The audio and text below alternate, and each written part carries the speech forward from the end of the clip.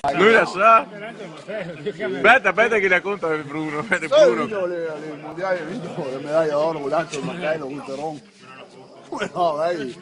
Come dai, la lancio al martello, con Teron. Lancio al martello, gira, lancio al martello. Fuori dal stadio. Ha vinto ai mondiali Luteron, italiano, ha vinto medaglia d'oro sul lancio del martello. Insomma gira, lancio il martello, qui parte lanciare fuori dal stadio. Fuori campo? No, fuori dal stadio bisogna, ben qua hai dalle record del mondo sicuro.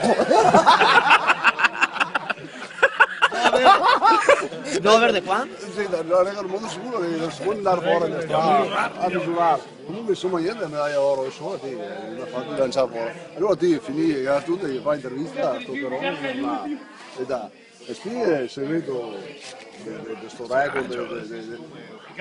Quando mi danno un attrezzo di lavoro in mano lo lancio il più lontano possibile.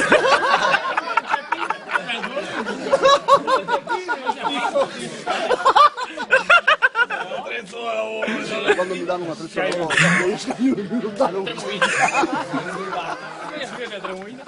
Poi al stadio